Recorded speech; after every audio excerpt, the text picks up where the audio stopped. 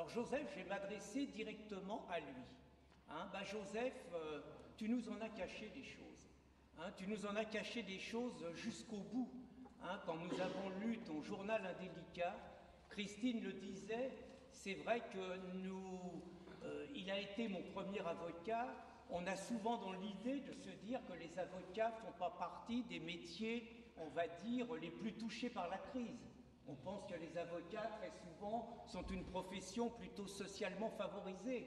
Et c'est vrai que quand, Joseph, tu nous disais que surtout pas un sou, surtout pas un centime de dédommagement, surtout vous ne me donnez rien parce que vous m'insultez en me donnant quelque chose et que moi je fais ça pour la cause, jamais nous n'avions envisagé de lire ces lignes et de lire la situation économique dans laquelle ceux qui te harcelaient depuis des années t'avaient mis.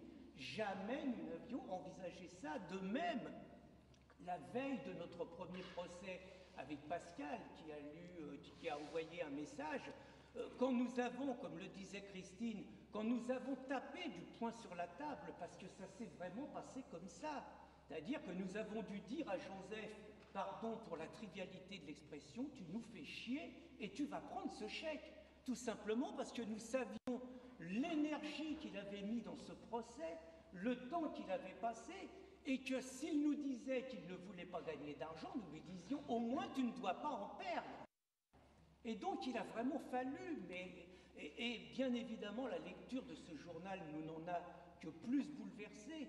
De même, Joseph, presque amicalement, presque fraternellement, j'ai presque envie de t'engueuler. Pourquoi tu nous as rien dit? Pourquoi tu nous as pas dit que tu étais suspendu 3 années professionnellement depuis le mois de mai? Comment as-tu pu garder une mise à mort sociale, une mise à mort professionnelle, une mise à mort financière? Comment as-tu pu garder cela pour toi? Comment n'as-tu pu ne pas en parler aux amis? Si tu nous en avais parlé, sans doute que tu connais mieux les arcanes de la justice que nous, mais enfin on aurait cherché à comprendre quels sont ces gens qui se permettent de condamner à mort professionnellement une personne en lui interdisant de parler pendant 3 ans, en lui interdisant de travailler pendant 3 ans. Quels sont les noms? Sont-ils légitimes? S'agit-il seulement de ce bâtonnier? Y a-t-il d'autres confrères? Quels sont-ils? Peut-on avoir le procès verbal? Peut-on savoir ce qui était reproché à cet homme pour qu'on lui interdise de travailler pendant 3 ans? J'ai lu que le bâtonnier disait qu'il avait été menacé. J'ai lu le journal indélicat de Joseph. Si une menace, c'est de révéler simplement les méthodes pas tout à fait orthodoxes, pour ne dire que ça, de la hiérarchie du baron de Melun, si ça s'appelle une menace, je m'interroge sur le degré entre simplement ça et l'interdiction professionnelle pendant 3 ans. Pourquoi tu ne nous as pas dit tout ça, Joseph? Et moi, j'espère que sa famille, parce que Joseph a été un combattant jusqu'au bout, il n'y a que sa famille qui puisse faire ça, puisque Joseph était secret. Nous avons découvert dans cette circonstance que Joseph avait des frères et sœurs dans la région de Grenoble, notamment, où il sera inhumé religieusement dans son caveau de famille. Mais j'espère que sa famille va approfondir, parce que quand même, j'entendais beaucoup de personnes qui parlaient de démocratie et tout. Comment, dans la France de 2015, on peut suspendre 2 ans le policier Sébastien Jalagnon à Lyon, simplement parce que ce policier alerte sur Facebook de la réalité de l'État islamique? Comment on peut suspendre 2 années une personne comme ça? Comment on peut suspendre 3 années Joseph? Et puis Joseph, tu nous en as caché des choses aussi, parce que moi, depuis ta mort, j'avoue que je lis les journaux, et alors j'en découvre des vertes et des pas mûres. Je découvre que tu étais proche de l'extrême droite, Joseph. Tu m'avais bien caché ça, parce que proche de l'extrême droite, pour moi, ça veut dire que tu étais contre les élections démocratiques. Ça veut dire que tu étais contre le pluripartisme. Ça veut dire que tu étais contre la laïcité, que tu étais pour des théocraties religieuses. Ça veut dire que tu étais contre l'égalité des hommes et des femmes. Ça veut dire que tu étais contre la liberté de conscience. Ça veut dire que tu étais contre la société civile. et contre tous les pouvoirs, contre tous les contre-pouvoirs de la société civile. Mais tu m'en as caché des choses, parce que moi, j'avoue, Joseph, dans toutes les discussions que j'ai pu avoir avec toi, à chaque fois que nous avons préparé des procès ensemble, à chaque fois qu'il nous est arrivé d'échanger sur la situation politique, sur la situation économique, sur la progression de l'islam, à chaque fois qu'il nous est arrivé d'évoquer nos passés, puisque Joseph, tu venais de la gauche, nous avons partagé ça, tu étais trop attaché à la nation pour rester dans cette gauche qui abandonnait la nation. Chaque fois que nous avons discuté, je n'ai jamais entendu un discours proche de l'extrême droite. J'ai toujours entendu, quand j'ai échangé avec toi, le discours d'une personne née en Italie, qui était venue en France, qui était, contrairement à beaucoup de nouveaux venus, qui était reconnaissant à la France de l'accueil qu'elle avait donné à ses parents et à lui, qui était reconnaissant à la France de lui avoir permis de faire des études, qui lui avait permis de devenir professeur.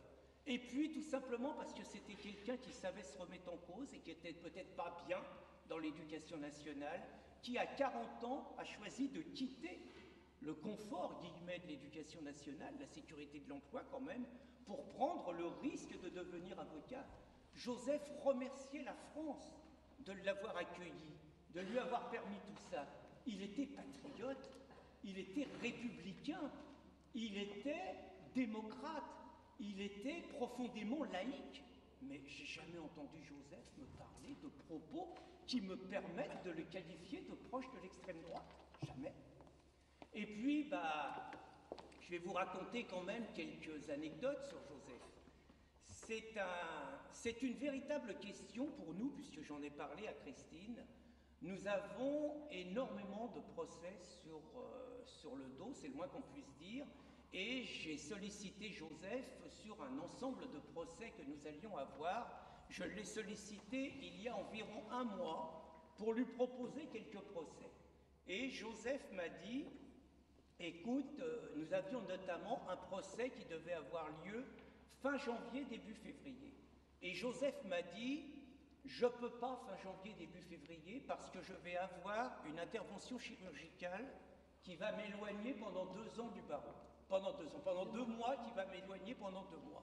J'avoue que depuis cette confidence et depuis la date du 27 octobre, c'est une pensée permanente, c'est-à-dire, avait-il déjà pris cette décision? Ou bien sa décision s'est-elle accélérée? Je crois que nous ne le saurons jamais et ça fera partie de son secret. Peut-être également parce que pour bien comprendre la personnalité de notre ami Joseph, je vais vous raconter, je suis certain qu'il serait flatté que je vous raconte cette anecdote. Il m'appelle un soir au téléphone et il me dit « Oh là là là là, Pierre, si tu savais, j'ai failli faire une connerie qu'aurait pu coûter cher à Riposte Laïque. » Je me dis « Qu'est-ce qu'il a fait ? Il a dit que l'islam était une religion d'amour, de tolérance et de paix. Qu'est-ce que c'est que ça ? Il a dérapé, qu'est-ce qu'il a fait ?» Il me dit « Figure-toi que j'étais dans le métro. Et dans le métro, il y a une jeune racaille qui a essayé de me piquer ma sacoche. Il me dit, j'ai pas réfléchi, je me suis retourné, je lui en ai collé une. Il est tombé dans les escaliers. Et il m'a dit, tu te rends pas compte s'il se tue dans les escaliers ou si je suis arrêté par les flics. Mon geste aurait eu des conséquences pour Riposte Laïque. » Donc on sentait en même temps qu'il était fier d'avoir réagi comme un Gaulois, qui ne se laisse pas dépouiller sans réagir, comme un homme, tout simplement, un homme qui défend son bien et qui dit pas, servez-vous, excusez-moi d'être français, c'est pour vous.